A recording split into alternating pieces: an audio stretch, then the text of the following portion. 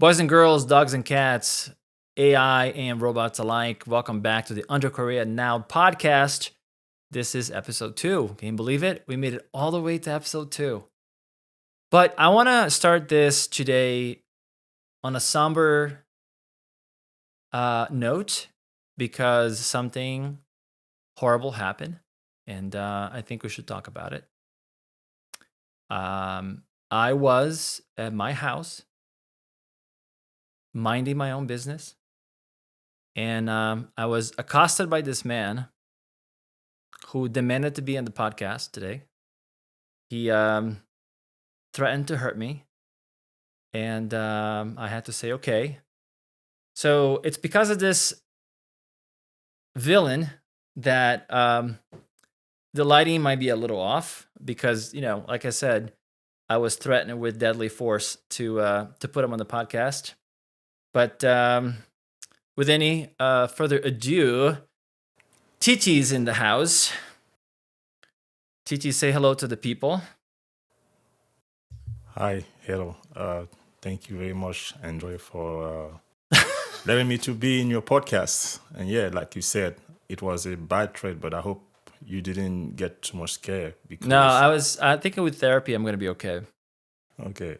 Yeah, I'm going to see my therapist, and I'm sure we're going to talk about it, and it's going to be good. She will definitely help you be good. I hope so. We paid her a lot of money to deal with my problems, but it is what it is. So this would be a little bit different today. Titi, did you know that you're the first official guest on the show? Oh, that's such a huge honor for me to be the first guest in your podcast. Listen, it'd be an honor for anybody, buddy. Yeah. So nobody really knows who we are, and nobody's really watching this. But eventually, people probably will watch. We hope so. Like years later, they'll be like, "How did those two bastards start this thing? How humble were their beginnings?" And they're gonna go back and say, like, "Oh, okay, yeah, it was pretty bad. Their first episodes were pretty bad." So, future viewers, you're welcome. Absolutely. Titi, but tell me, let's let the people know who you are a little bit. What do you do? Tell the viewers, tell the folk what it is that you do. All right. So my name is Jean-Jacques Titi Jombe, but usually I just go by Titi and Jombe because Jean-Jacques is such a French name, and I don't like to have that French name in my birthday or my ID or even been calling that name because it doesn't reflect so much my identity, even though it's my parent received it from the colonial heritage, if I can say it like that, because I'm from Cameroon, by the way.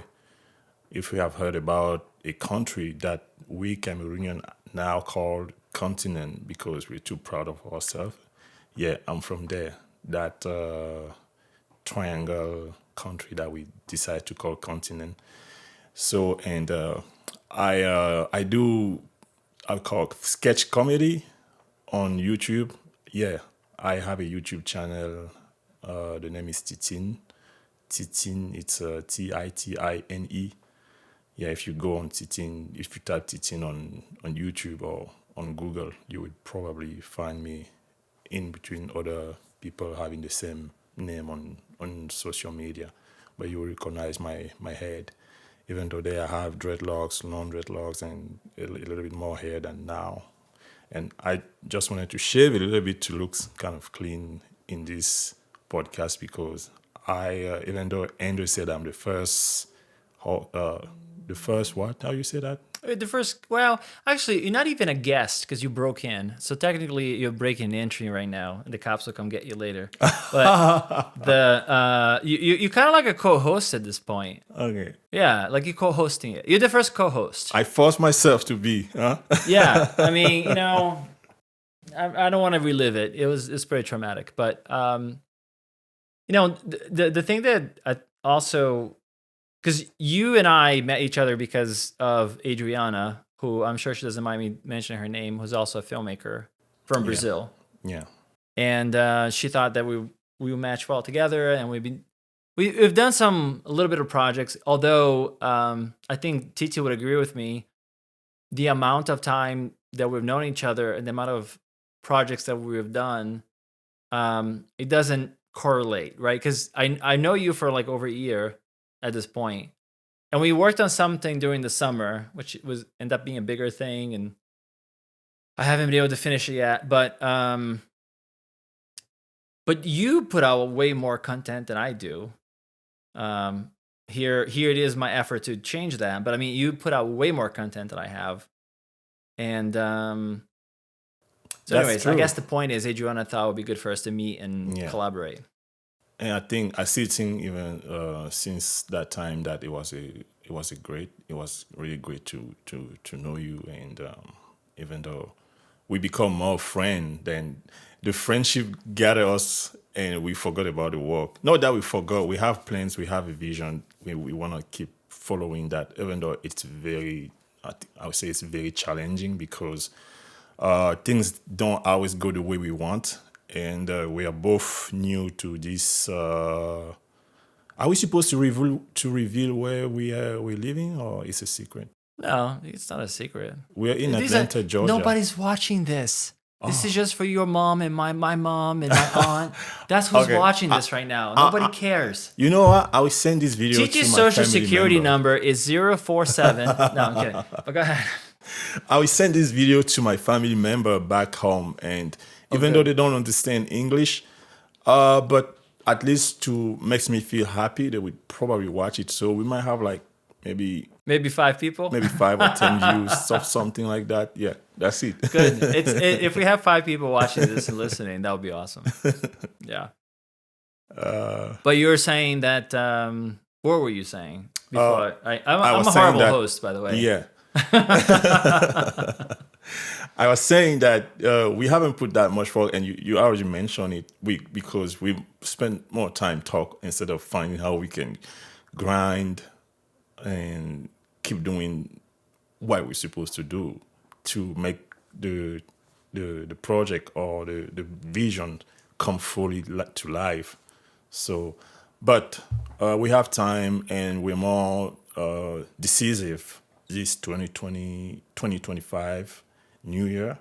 So Yeah. I'm sure that great thing will happen, even though we get a lot of flop last year. But you mentioned that I put a lot of content online, but I'm still not quite satisfied with what I did so far, because I purposely chose to land in an area that I don't have the tools that I need to work with. I'm learning. I do sketch comedy, like I said, but it's so hard. Like to do comedy video, it's so hard. I never know that until I start doing them myself, because I'm more into. I have a background in drama. It's more easy for me to do stuff that are related to drama, but I wanted to change that and just do something that maybe will make somebody smile. Every now and again, I will see some people smiling at my video or laughing or say that they're funny. And I take that and appreciate those compliments. But I still feel like I have a lot to learn. And maybe one of these days, the full goal will be achieved. So, yeah, even though you and me have a very different, that's one thing. We have a very different style or type of video that we want to do. You're more into like sci-fi, and like you said early, we tried this big project of you that was a sci-fi, where pretty challenging, I would say. I don't know, how do you feel about that? I drink every night about it. No, I actually don't drink at all. But I think the problem, if you want to talk about that project specifically, was that it was mostly based on creating a CGI world, and learning how to do that has proven to be a time-consuming task that I didn't really have time for. Because if we just had shot the thing, and it was just a matter of editing it together, it would have been done a long time ago. The issue is that we basically shot actors moving around, and then Yeah. thinking that, right, we're gonna have to track everything, Yeah. and then put them in the virtual world. And to me, that has proven to be a challenge. It's a matter of knowledge, and this is the thing that maybe we should start talking about, like maybe a deeper thing, right? Yeah. I think the thing that stops us a lot of the times is when we have, like, you have your vision, right? And in your mind, you know what you want, and it's very clear to you. But the connection between what you see in your mind and what you can actually do, Yeah. like, it's the link is missing, Yeah. and it's knowledge, and it's practice, and it's craft, and it's all these things. So I have this personality, which I have to be very careful with, that I always want to push a little bit further than I can grasp right now, which is in itself not a bad thing, but it can also be a paralyzing force, because you won't, like, you won't get anything accomplished, because, like, maybe the skill that you have to learn, it's not something that you can learn in a month or two or three, right? Yeah. So I think for me, that has been a problem that I have to remedy this year, because at the end of the day, from what I've seen, is if you are able to, put out content in a semi, um, consistent basis, Consistency. yeah, then you make, you create an audience, and then they want to see you, and that kind of thing. That has been my challenge. But you mentioned that you didn't have the tools to do some of the things, and you and I talked about it before. Yeah. Um, a lot of it's the labor side, right? It's like actors and things Yeah. like that seem to be harder here in Georgia, right? For Definitely. whatever reason it may be. You want to talk about that a little bit? Yeah, definitely. Yeah. I don't know. I don't know if I have to say that the challenge comes from the fact that maybe we haven't made a lot of connection. But in my case, I think how I see it, because of how have been working, I have been working and trying to find people that I can team up and work with. It's a little bit of a challenge to have people who just jumped and see a project. Maybe they don't see your vision, but at least they see what you're saying to them, or what you show to them, that okay, this is what I want to do. This is maybe this is the piece of script that I'll share with you. And it's just hard to find people when you go online, you post that you want actors, and sometimes you even want to pay the actors, but just to, like, when I say pay, it's not really a pay. It's just like I can call it a stipend or something Like like a that. stipend. Yeah. So, but and it's very hard, like extremely hard. And this is my second year. I think this is also your second year here in Atlanta. And I see how I still don't feel like I have found people that I can work with. I mean, it's coming gradually, very slowly. Now I can at least say that I start to have people that really they saw my videos, and they're like, oh, we want to work with you often. If you have a project, let us know. But another challenge is that, and this is maybe on me, where some of the projects that I have somebody in mind that I feel like he will fit better to that specific project. And so I can't call maybe the person who wants to come work with me, who told me that, okay, if you have something else, we want you, because of the specificity of the project. And it also makes things hard. So, and I'm still into that time of, like, keep looking for actors and have, like, maybe a huge database of actors and actresses. So, but at least I start feeling like things are things are evolving a little bit every now and again. And but the reality is that we have to keep going outside, trying to, like, go into these meeting where other creators or other people who does kind of the same thing that we're doing are, because also staying home and thinking that you will find everything will come to you, it's it's not realistic. So that's it. Well, that's how Adriana met you, and that's how you met Yeah, me. Yeah, because you guys went to exactly. that film bar.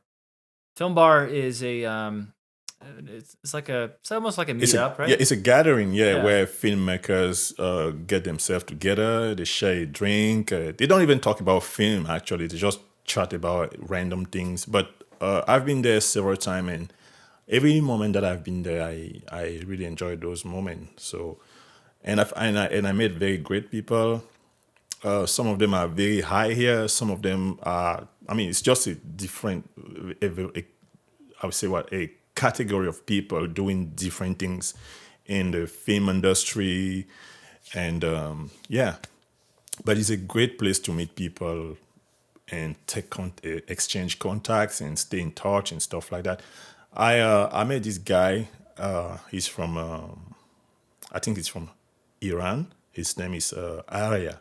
He's a director. He's a producer. I think he does pretty dope projects. He called me for one of the music video he was doing one time, and I had such a nice experience being into that project, and yeah, stuff like that. The connection, building the connection. Even though he and me we can't work together now, but I still have his contact. And one day, maybe when my project, I have like a massive big project, I might call him like, hey, I want you and me to work in this project and then see what it gives. I don't know. Only the future will tell. So definitely those events, those meeting are very good things to help people coming together and exchange and then collaborate or create things together. Yeah. So Yeah, the thing about you and I, right, is that we're not really, because I mean, we're sometimes like when people ask me like, "Oh, are you a filmmaker or are you in the industry?" It's like I almost feel like I'm in the industry adjacent because I train as an actor, and I love acting. I don't particularly like the business of acting, um, and maybe that's something that I have to work on myself. Because it's like, okay, well, go do the auditions. Don't get attached to the outcome. yeah, Just show up and do the thing, right? yeah. Like that's a me problem, maybe, possibly. That's what the therapist says. But the She said right. yeah, yeah, she is right. She is right. But so I think if you came to Atlanta as an actor and you are trained, you probably have more opportunities. We're kind of coming to Atlanta as filmmakers who are also actors who don't audition for anything and have our own projects that we want to get off the ground, Yeah, including this podcast. yeah, So I think it's a little bit of a different battle when it comes to to people's experiences. So like if you're just an actor, I think it's in a way Atlanta is great because especially if you're an entry level actor, right? Or yeah. somebody who doesn't necessarily have fame. Um because a lot of the high end casting things are cast because, like I'll give an example, right? Um if there's like a high super budget movie, the chances they're gonna cast the main cast of actors here is very low. It's extremely. I've heard that. Yeah, like nobody's gonna come to Atlanta to cast actors for Mission Impossible, right? Yeah, I've heard that. But they'll cast supporting cast Yeah. here. So supporting cast is Or a great, background. huh? Or background actor. Oh, background actors, right? I mean, background's a little different. Background, like you can get to LA tomorrow, go to Central Casting, and you're gonna be in a movie next week. As a background actor. But Yeah. so Without calling you off, from what I heard about those background actors in LA, they have like 1% of chance to be working as even supportive actors or lead actors. Those background in LA. That's what I've heard. I don't know. I've yeah, never been to LA. I don't really know much about LA, but I just know that people told me that don't go there if you want to be an actor because it will be challenging. Well, you better off getting some kind of traction here and then going to LA or having like an agent there if you already have an agent here. So And another thing, when I was coming down to Georgia, primarily it was to because I've been an actor since I'm in at the university in my country. That's why I start acting. That's why I fall in love with acting, and I have a background in theater. But I also every now and again I was being auditioned in movie, and I got pretty good role in movies. And I started in 2010. By 2016, my movie or television career and even theater career was like evolving. Then the next year I just flew to come to the US, and then I stayed like 4 years without doing any acting. I mean, not major acting.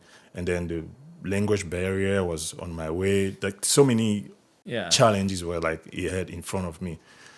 But then after the COVID just showed me how I didn't do anything since I came here because now everybody was home. The what do you call it? the lockdowns. Yeah, the lockdown. Yeah. And it just in those moments I was like, wow, what do I do now? I feel like my life is like empty. I feel like I haven't done anything since I came here in the US. Maybe I should just jump back into the acting. And honestly, I was getting frustrated because every now and again I would go online on social media and see my friend that I start playing with. They were like having these receive this prize even in other countries. I was like, wow, damn, this get me not jealous but just frustrated that I haven't done anything since I came here, and they were there grinding, having these prize. It was kind of like itching me a little bit. So finally, decision came to come here to Georgia and maybe pursue into the acting with Yeah. my broken English. I say it like that. I mean, your English is not that bad, but I mean, we talked about that too. Like sometimes, communications can be difficult because even between two people that speak the same language natively, it can be difficult because you can misinterpret what the other person's like. If you have a definition, remember, I think I mentioned this person that I was seeing. We had the fight about the definition of the word. Like you can have a definition of a word, and I have a different definition of the word. Yeah, And you can argue about a thing, and I'm arguing about the same thing as you, but because we have different definitions, it seems like we're not agreeing, but we really are. yeah, And when you're coming from a different language altogether in different culture, that potential for misinformation is magnified, right? Because now it's like it's an entire different language and an entire different culture, and it's not. It's not like it's an alien culture. It's like something so different, but it's different enough that people may misinterpret that. And we talked about that when it comes to writing jokes, right? Like writing jokes. First of all, I think that comedy is way harder than drama, extremely, right? extremely. Like it's Oh wow. being funny. I don't know. Being funny is something that you can't ask for. You can't ask for a laugh. You just have to do the work. Then hopefully people enjoy it. But I forgot where I was going with this, but I do have a huge respect for all those people that I see out there telling jokes and making other people laugh because I'm serious. Being funny, it's so hard. Even though they used to tell me, well, I mean, I grew up in a family where like we would roast each other in my neighborhood, in my family, in my house and stuff like that. We would roast each other and we would make jokes. People used to tell me, oh, you're so funny, you're so funny. So I thought maybe, okay, I can go from there. But the thing is now I'm in a different context, cultural context, where I even have to learn the code of what means being funny here because absolutely what is funny here in the US, people in my country might not even get it. yeah. And I used to watch American shows and American TV, American movies in Brazil. So I was born in Brazil, and Brazil has a lot of American television and movies, and a lot of the things that were broadcast on TV, they were dubbed. So you see Indiana Jones and he's speaking Portuguese, and you're like, I don't know why they're saying that. That doesn't make any sense. Like, I understand what the guy is saying, but why are they laughing at that? That doesn't make sense. And then once you watch the movie in English years later that you speak English now, you're like, oh, that's why. That's funny. But it's not funny if you translate for Portuguese. Yeah. The cultural references aren't there. So, I think that's, to your point, I think that's maybe the biggest problem. But I also think that there's a big difference between being funny with your friends Mm-hmm. and then being funny when you're acting or when you're on stage or even here at a podcast, right? Yeah. Because it's a different animal, Yeah. I think.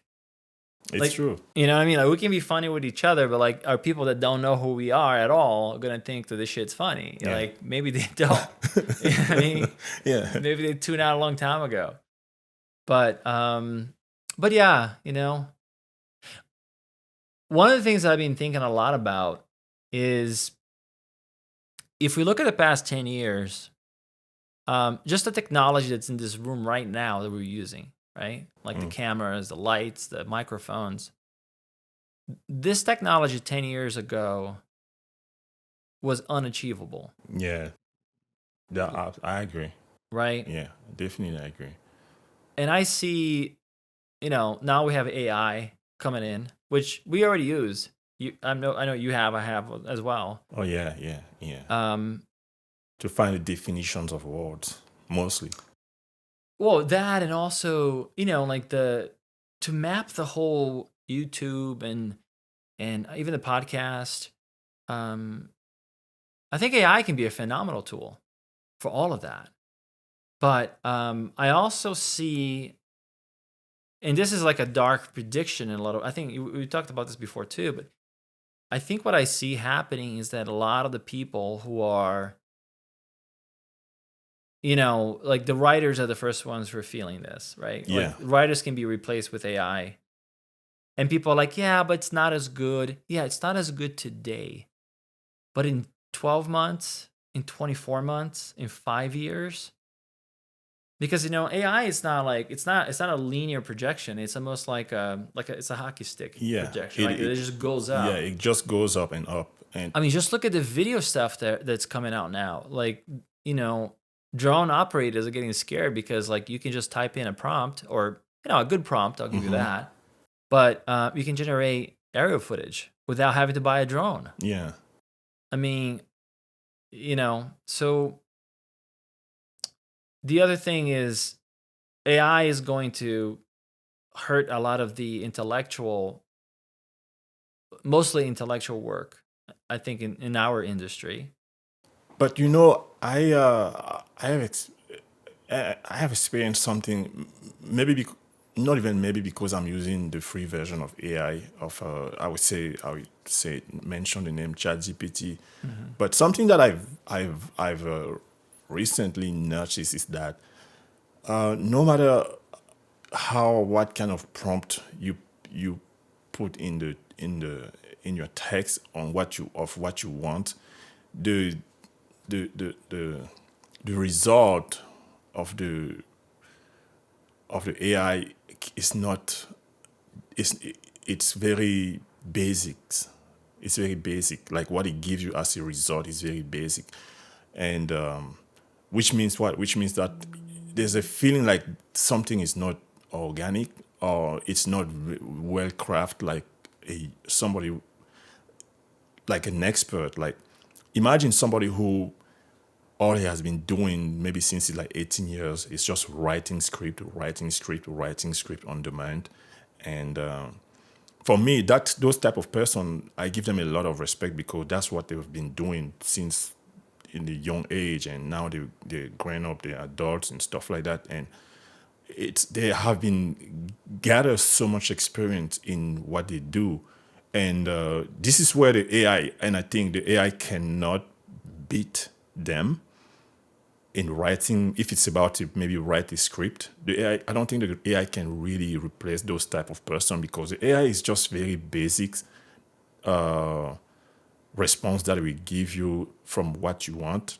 But you still need to put your creativity into the into the process So what I feel like, I don't feel like the AI will be able to completely overtake you human and their capability of doing certain things.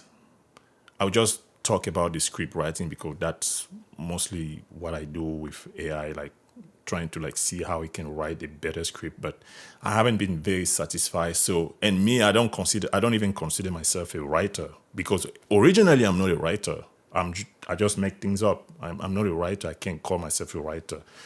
But I can still write so much more better than the AI with my very small knowledge that I have in writing script. And I imagine somebody who has like 10, 15, or I don't know, whatever, 20 years in writing. It's kind of hard to like to compete. It's kind of hard of the AI to compete with that type of person because it will not give you the result that you will read the project and be like, oof, the AI did a great job here. I don't think so. So it can be like something, it can be like just a tool you use like to maybe like give you some basic work, and then at the end of the day you still have to craft it and shape it the way you want. Yeah, and maybe that just to say that the AI can only be like a little bit of help to human, but not completely take over the whole thing, if I can say it like that. So I don't know. Well, so let me be the devil's advocate. All right. Let's look at the other side of this coin. 6 years ago, there was no way the technology to, or at least as far as people, civilian people knew, there was no way to pick up the phone and say, "Hey, explain this to me. Explain to me the laws of, the law of relativity." And this thing can spit out, a pretty concise explanation of what that is. Right? That was science fiction. That was impossible. There was no machine that could do that. Like, like the phone, the I'm not gonna say the name because it's gonna come up, but like the thing that comes on the iPhone is not that smart.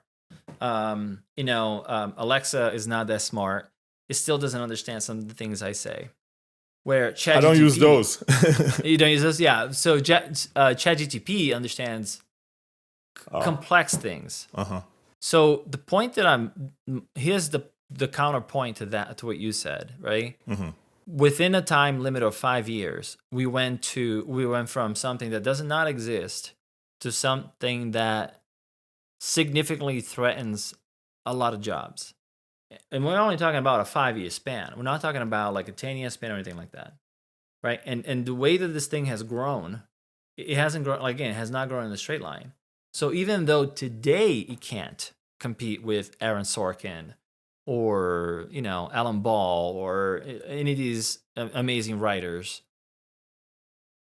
in 5 years it may be better, is the point that I'm making. Probably. You know what I mean? Yeah. Like if it goes in the trajectory that it's going, it's not unrealistic to assume that at one point, they're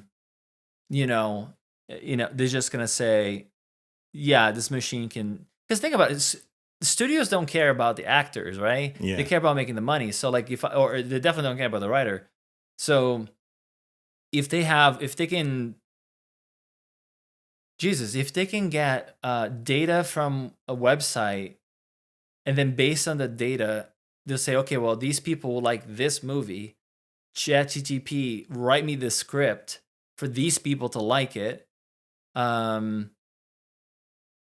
And it's amazing. It's like better than anything that most people can write. Because that's the thing too. Like, just because the script is good doesn't mean the script's gonna get made. There are a lot of good scripts that don't get made for one reason or another. Yeah. They just have to be good enough, and the studio has to think it's profitable. Yeah. And then they'll be like, okay, we'll make that. Yeah. Because I mean, there's a lot of a lot of big movies that were not great lately, that were like $300 million movies. Yeah. That were just like blah. Yeah. But you know where I think the shit's really gonna hit the fan? Oh no. I sent you earlier this week the thing about the AI girlfriend, the robot. Oh, yeah. I I don't stand those things. Okay, but you saw this like a robot, right? So, Yeah, but here's the thing: it's not just that. Forget about the girlfriend part of the robot, right? yeah, Tesla has a robot, and Boston Dynamics has a robot. The Boston Dynamics robot is scary because he can walk like a human. He can make all these jobs. He can pick up a thing and put it in a slot. He can, yeah. So what happened in 10 years when those things cost maybe like, let's say a robot costs 50 grand, right? Mm-hmm. For a studio, that's nothing. For a studio, that's lunch. And they'll say, we'll buy 100 of those things, and we're gonna program them to run sound, to be PAs, Yeah, to run camera, to do everything. yeah, true. By the way, drive a car off a cliff, whatever, right? Like why would you need the stunt people for that? Or maybe even outsmart a human being. Well, but the physicality, like I guess the fear that I have, and again, let's make a distinction right now that predicting something does not mean I support the idea or that I want the idea to happen. I'm just simply observing the way things are going. Yeah, a cold analysis. And I'm doing an analysis, right? Yeah. Mm-hmm. What I see is that in the future, there's not going to be any more PAs. There's not going to be any more sound people. There's not going to be any more even operators. I think eventually they'll go away. And all that they're going to have is going to be actors. And they're going to have a bunch of robots and the director. Right? Yeah. And then they're just going to, they're going to do everything with that. Because the biggest cost, if you think about it, if you look at any kind of business and a movie is no different. What matters the most is the profit that they can make out of everything that they're doing. So if they have to eliminate human resources because they cost more. Right, yeah. Yeah. That is the biggest price. The biggest cost is labor. Yeah. I mean, well, yeah, it is labor because think about it, right? Even the visual effects guys, that's labor. Mm-hmm. Right? Like all the special effects that they do later, that's labor. Mm-hmm. I don't know. I think it's going to change a lot. So in a way, it's good for us. In a way, it's bad for us. Yeah, everything has its pro and its cons. That's just the reality of the life that we're living in. No matter what it is, it has its pro and con, and we have to deal with it sometime. Mm-hmm. And we are the one creating these tools. I'm just scared that one of these days, these tools that we're creating now might take over and literally dominate us. Well, there's gonna be. I'm sure there's gonna be a struggle at some point. If it hasn't already started, by the way. I don't know if you watch. When I was in grad school in my country, with some of my classmates, we used to because I did my specialty was theater and film criticism. That's how I say it. Mm-hmm. And we watched this movie called Ex Machina. I don't remember. Oh, Ex Machina. Yeah, it's great. That movie was we analyzed the movie and the conclusion was like, those robots that these people are creating. And that was like back in 2015, I think. Yeah. 2015. Where at the end, the robots outsmart the human being and took over and locked the human being into that mansion, or that it was like a lab. Yeah, and killed the creator. Yeah, and took off you see, these are the kind of stuff that sometimes you see in movie, but if you back off a little bit and do like a cold analysis, the movies is always there after the entertainment has to like spread a message or something like that, or educate somebody or educate a group or a group of people. So I took it in a way that, maybe this is what will happen in in the future. We have to be very careful. Those people who invent these tools, these robots, these AI things have to be very careful how they build them, because one of these days it will be bad. The humanity will probably Well, disappear or whatever, yeah. I mean, dominate. think about it this way, right? When Steve Jobs was working on Apple in his garage, almost no human being knew how to build a computer, right? No human being knew how to do that. Today, I see. Today, we can go to Micro Center and we can buy all the parts we need to build one, right? So what happens, like, again, 10 years from now, where I can use, whatever, like, futuristic tools to say, I want to create an AI for me that I'm going to run locally on my house. So I created the AI, not Google, not Apple, not ChatGPT, which is, I think, is Microsoft, or they work with Microsoft, or whoever's doing that. So I can make one for me, for Andre, and then that thing goes crazy, right? Because nobody could make a laptop, like a CPU and a hard drive, and put all those things together. But eventually they will be able to just, a kid in high school will be able to create an AI. Mm-hmm. Then what? Right? Because that could go haywire real quick. Yeah. So, but as far as the movies go, I think, and maybe this is my own bias to say this, but I think that the creative people, like the people that all creative people, meaning like the people who are able to create their own intellectual property. Yeah. Like YouTubers, or so in other words, you own your channel, I own this channel. You know what I mean? Or we make movies, we own that property. AI is gonna help us, and robotics is gonna help us. It's not gonna help the PA. It's not gonna help the AD. It's not gonna help the sound person. I think those jobs go away. Yeah. I don't think actors go away necessarily. Maybe. Maybe they will too. Because that's the other thing. Imagine, like, 100 years from now, you're watching a brand new Top Gun with Tom Cruise, and his family, right? Mm-hmm. They're getting paid to use the image of this guy who died like 50 years ago. Yeah. Oh, wow. But how does that look? I mean, if it keeps going the way it's going now, it's gonna look like better than the movies that we're watching. Will people embrace it, like knowing that, okay, this is not Tom Cruise here? It's just an This image is of just Tom an Cruise. image of Tom Cruise or whatever.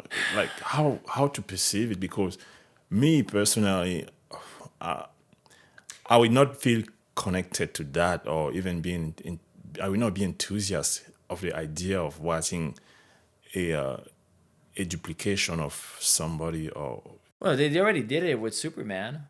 Like, did you watch the last Flash movie? I watched like maybe 2 or 3 episodes, but I didn't really like it. So. Yeah, I thought it was okay. I mean, it was good because Michael Keaton was back as Batman, and that was kind of cool. But yeah, they had an image of Christopher Reeves, who was Superman when I was a kid. Do you know who Christopher Reeves is? The name, I know the actor, but I don't know his name, and this is a bad way with me. Yeah, if his to me, he was the best Superman. I like the guy that was Superman last now. I forgot what his name is, but the last actor who plays Superman, I think he's pretty good. But Christopher Reeves was awesome as Superman. And they digitally created him on the in the end of the Flash movies just for a second. And how does that look like? How did you feel? It looks fake. It looked like it was CGI. But then again, going back to the what happens in the future is, in the future, it could look just like him. To be honest, I will not spend a penny to go watch that type of a movie. This is just me. Yeah. Maybe other people will be like, oh yeah, let's go watch it. But me, no, because it won't be it's not something that is, I can say what, or maybe I would say organic, like the real actor Right. being there that I already watched a few times and then go in another time and it's just an image, a representative image of him. For me, it's, something is missing. From something is missing, so I can't watch that type of movie, no matter how good it is. I just can't. Maybe just by curiosity, I would try, but still, I will not enjoy the movie like an organic thing where the real actor is there. Everything is like it's supposed to be. So, I, Yeah, there is a difference between watching, like, so when I was in LA, the school I went to, they had some amazing actors, and they had a master class that we could watch. And being there in person with them, watching them work, that is a different feeling than watching a movie, right? yeah, Maybe it's because I'm into acting, so I know what it takes. So I'm interested in that a lot.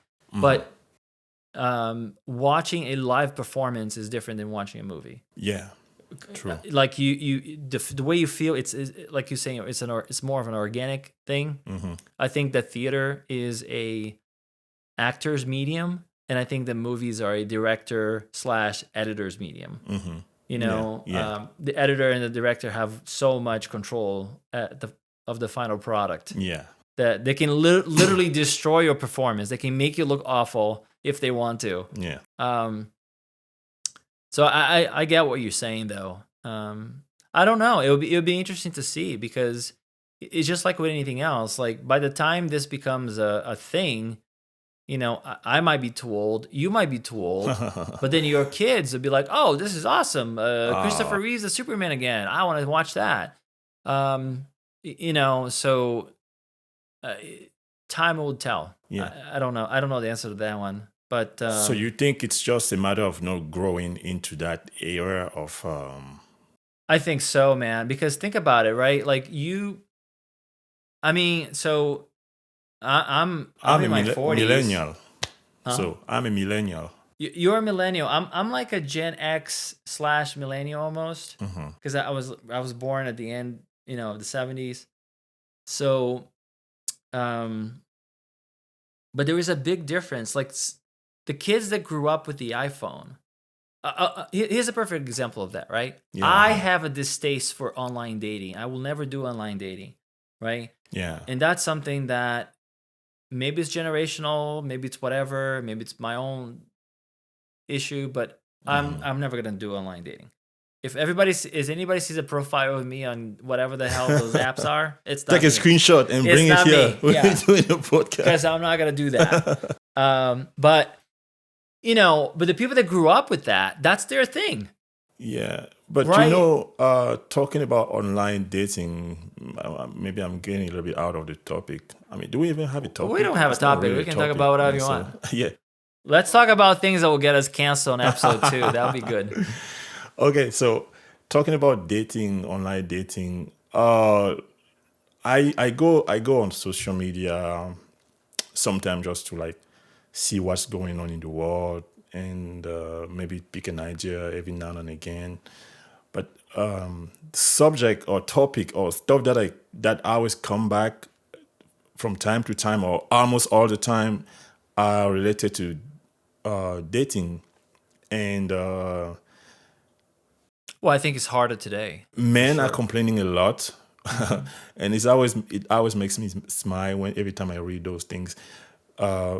Men are complaining a lot about the dating thing where they say that women are complaining a lot that men don't talk to them in the street anymore. And it's funny sometimes to read some of the stuff that men say, like, yeah, we don't want to appear into the Me Too, hashtag Me Too. Yeah. Or you say clearly that you don't like us to talk to you in the street because we are ugly, we're disgusting, we smell, we stink, such of stuff. So how now, or that they don't pursue them anymore, like stuff like that always come back on in social media. So maybe that's the reason why some of the men prefer to go To go now online, yeah. online. But It's safer for sure. in the Right? other In the hand, short term, it's safer because like you're not gonna get rejected by signing up for the service. that's true. But in the other hands, also, it's not like it's a problem solved being doing the online dating, because they say they send message to women, no answer. Sometimes maybe they will start a good conversation, and when they think things are good, and then one morning he wakes up, and It's over. it's ghost.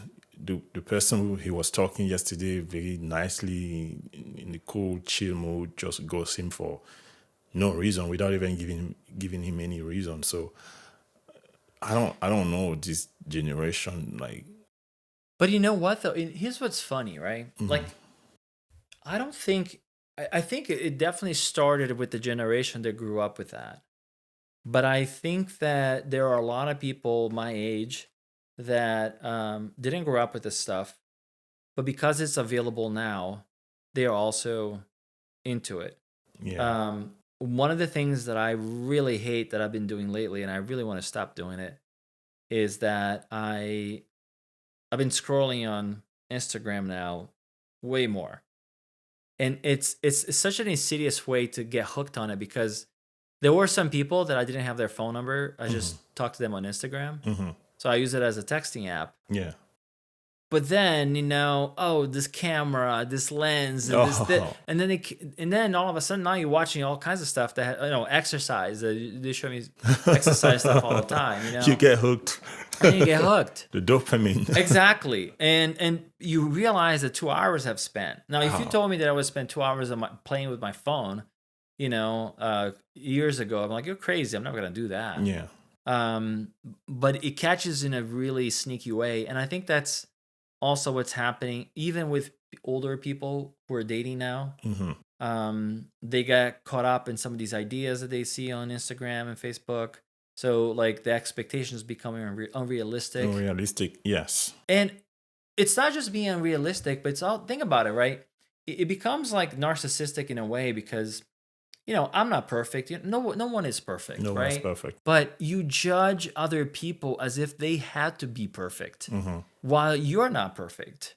So think about, and even this is for men and for women. This is not just for women or just for men. I mean, this is, I think it manifests on men and women differently, but we're guilty of the same thing, which is this selfish way that we want a person that is perfect. And if that person is not perfect, is it physically, mentally, or socially, whatever, then we don't want them. Well, the fuck, that's not love.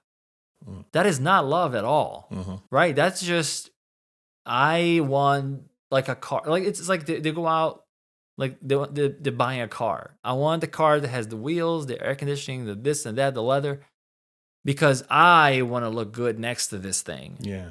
And it's like, well, that's not love, right? That's just not love. Yeah. That's just like you want something. And that's why I always hated the online dating kind of situation, because it's like going out in a club, right? And I did a lot of clubbing when I was younger. I know we go out salsa dancing, but I feel like it's a little bit different. But if you went to like a club, you meet people for all the wrong reasons. You're meeting people specifically for the way they look. Yeah. And sometimes, like back in the day, you meet a girl and you make out with her in the club, whatever, and then you get outside and you talk to her and you're like, oh my God, this is not going to work at all. Like, I've never met a girl at a nightclub that I was like, oh yeah, she was my girlfriend for like 5 years. Like, that never happened. It seems like you have, I won't say it for you, but it looks like. Like I have, no, but I met girls, but I never met anybody at a nightclub that was like, they turn out to be a serious relationship. Wow. Because like you're meeting for all the wrong reasons. You're meeting because of the way you look, or you know what I mean? Like, and that doesn't, I don't know. Do you even think that a dancing club is a good place to find a good relationship? Well, based on our recent history, Titi, I would say, without mentioning names, I would say that no, it's not. Okay. But at least it's a little bit different because like I do enjoy dancing. I do enjoy Spanish music a lot. Yeah. So it's nice to go and to do that, but again, it's not The place. it's not the play. I don't know where you go. I think you have to be patient and you have to be okay with being alone. Mm-hmm. And I've been alone a few months, and I'm just like, it's pretty good. Yeah, it gets lonely sometimes. You know, you get like, oh, it'd be great to have somebody to go to the movies now Yeah. or to hang out. But to be honest, like the peace that you get, You it's know, also great. something that I noticed also recently. Again, I'm saying it again.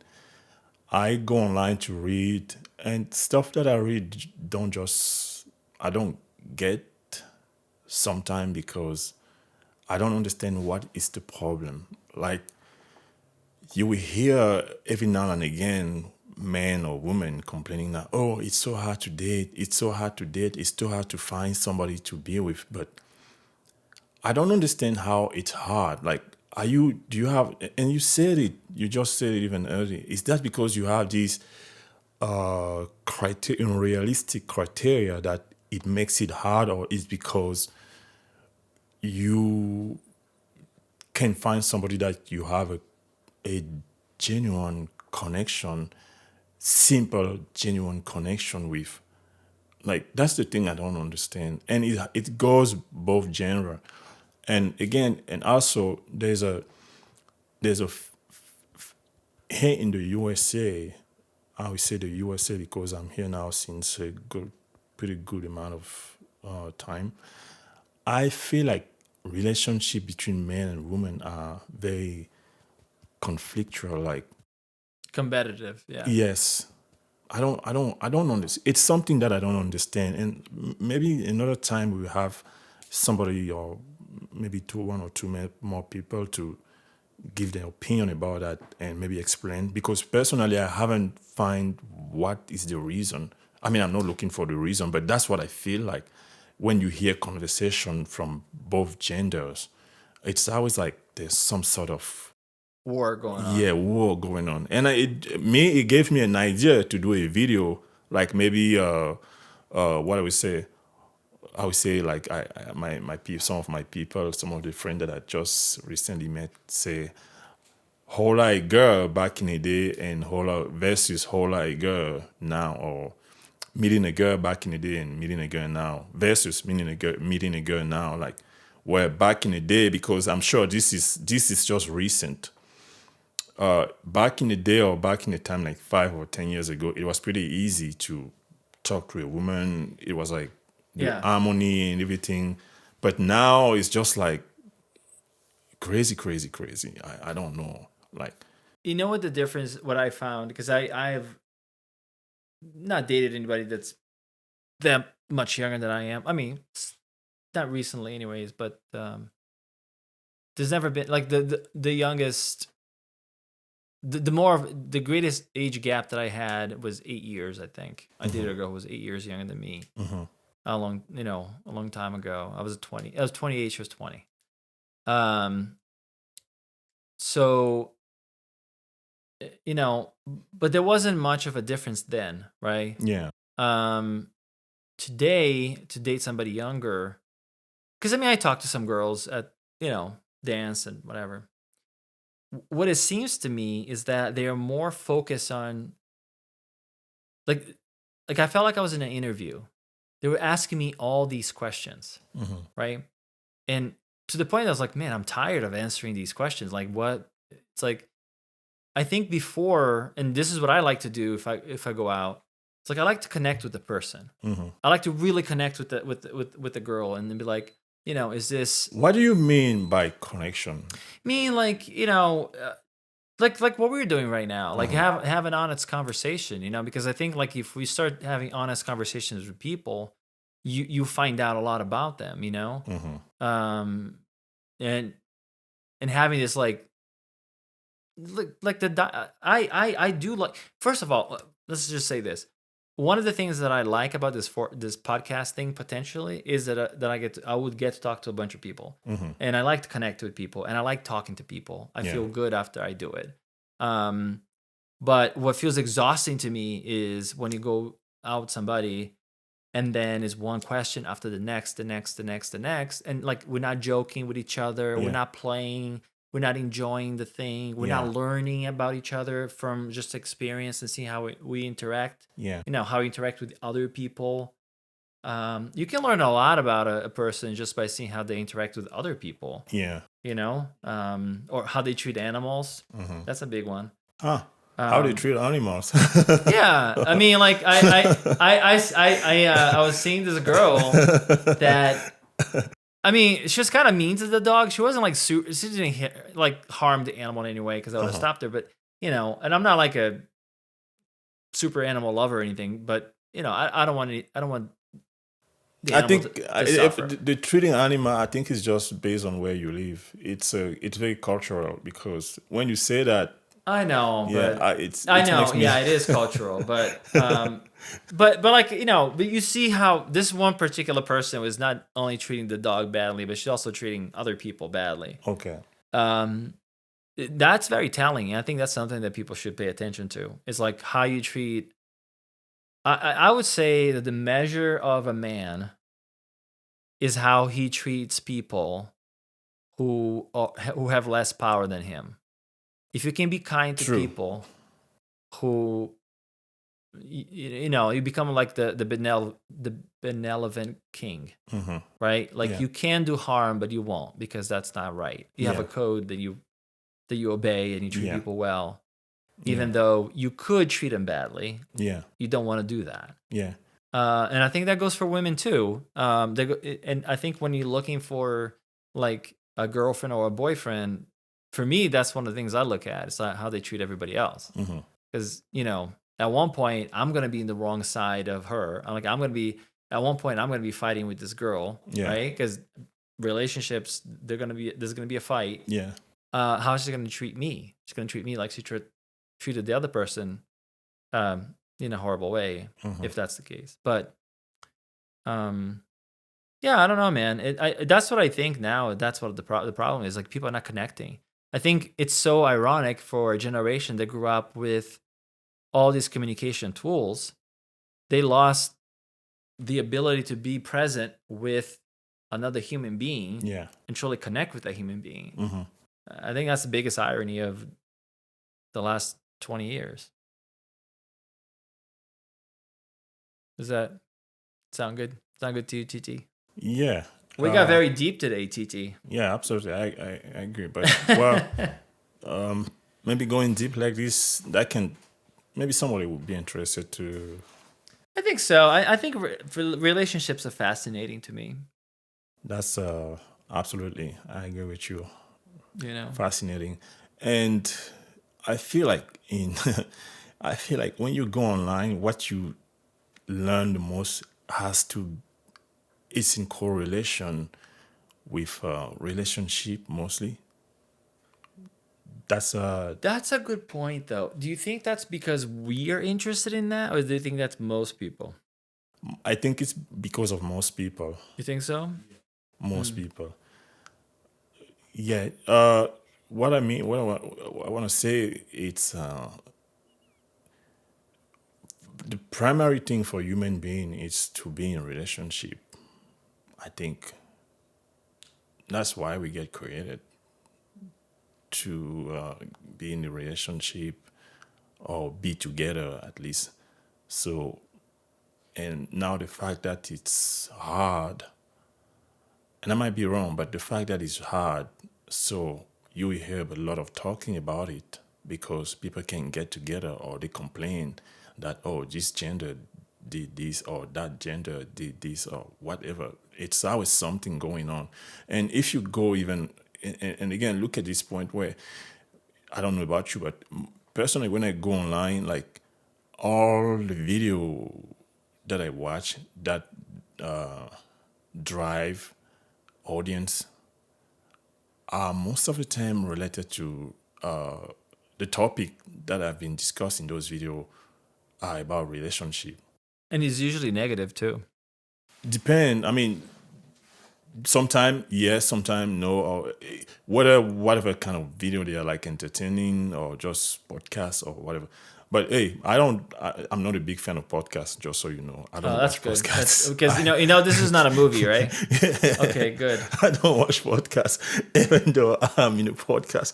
And this is the first podcast of my life ever. So And me too. Hey, it's my first rodeo too, I guess. yeah.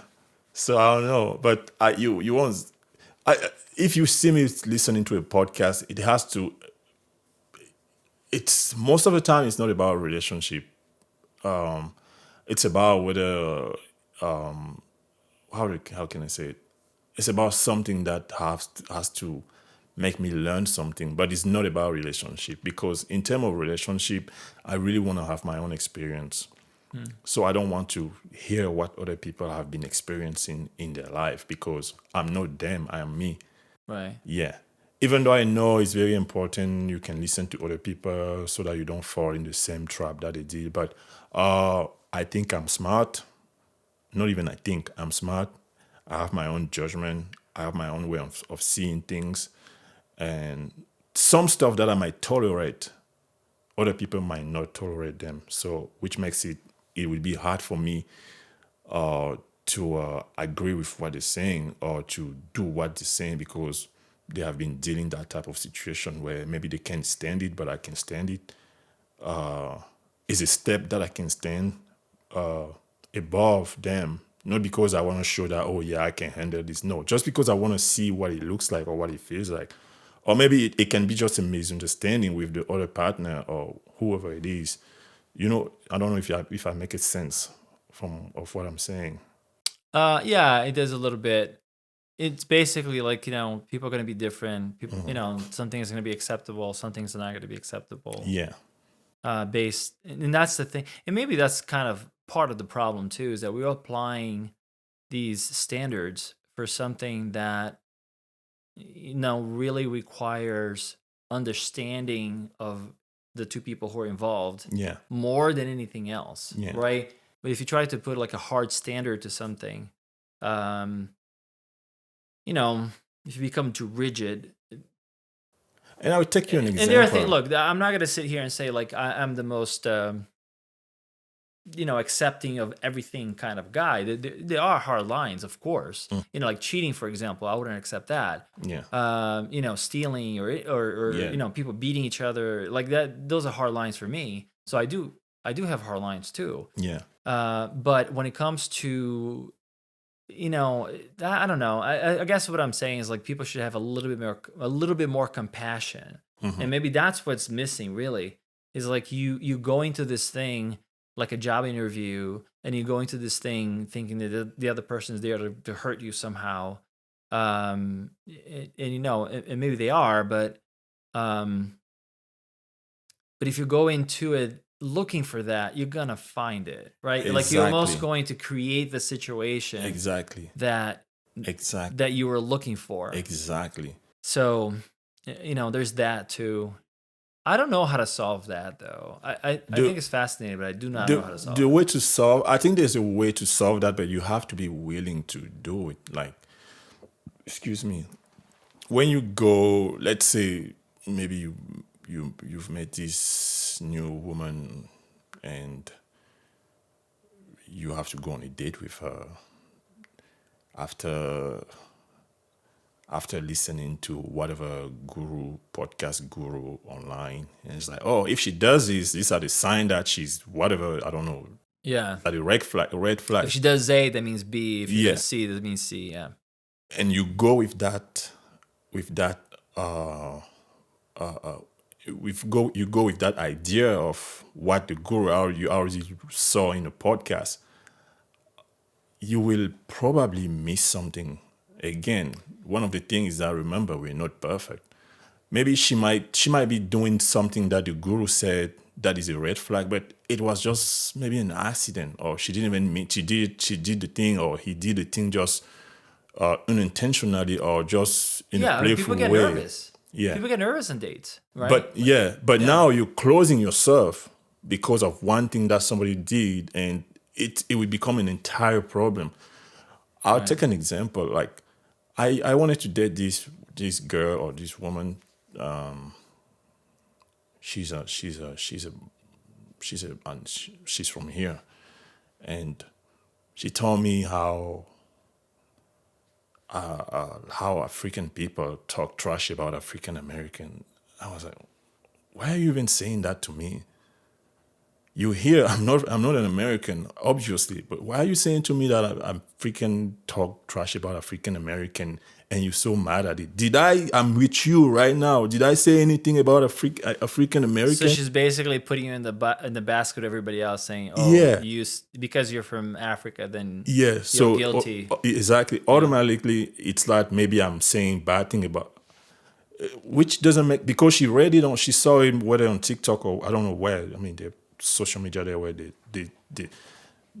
keep bringing these ideas that, oh, maybe one person did something and then suddenly it's they will put the whole continent into that basket of African people saying shit to African American. Which does, I don't judge people by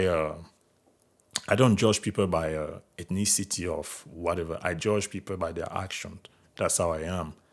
So I might be even more friend with